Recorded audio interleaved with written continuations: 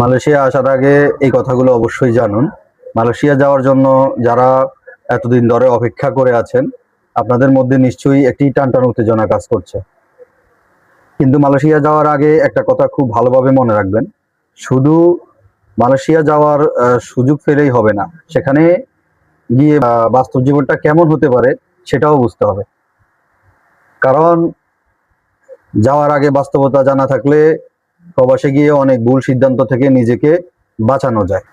আসসালামু আলাইকুম। যারা মালয়েশিয়া কলিং ভিসার জন্য দীর্ঘদিন ধরে অপেক্ষা করে আছেন, তাদের অনেকের মধ্যেই এক নতুন আশা এবং আগ্রহ তৈরি হয়েছে।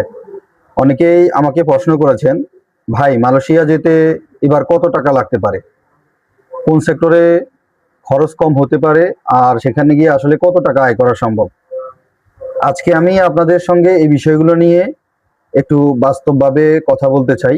প্রথমেই বলি, মালয়েশিয়া যাওয়ার আগে শুধু ভিসার খরচের হিসাব করলেই হবে না। আপনাকে জানতে হবে আপনি কোন সেক্টরে যাচ্ছেন, কি কাজ করছেন, বেতন কত, ওভারটাইম সহ সুযোগ আছে কিনা, থাকার ব্যবস্থা কি, এবং সব খরচ বাদ দেওয়ার পর কত টাকা থাকতে পারে। কারণ প্রবাসে গিয়ে আপনার বাস্তব জীবন নির্ভর করবে এই বিষয়গুলোর উপর। এখন আসি সবচেয়ে বেশি আলোচিত বিষয়, খরচ। কলিং ভিসার খরচ নিয়ে বর্তমানে বিভিন্ন আলোচনা চলছে। সংশ্লিষ্ট কর্তৃপক্ষগুলো মধ্যে আলোচনা ও দর কষাকষির পর প্রকৃত খরচ সম্পর্কে আরো পরিষ্কার তথ্য পাওয়া যেতে পারে। বিভিন্ন সেক্টরেও কোম্পানির ক্ষেত্রে খরচও ভিন্ন হতে পারে। তাই এখনোই কেউ যদি আপনাকে একটি নির্দিষ্ট টাকা বলে এই টাকাতেই সবকিছু নিশ্চিত, কারণ চূড়ান্ত খরচ, নিয়োগের শর্ত এবং অন্য বিষয়ে নিশ্চিত তথ্যের ভিত্তিতে জানা অত্যন্ত গুরুত্বপূর্ণ।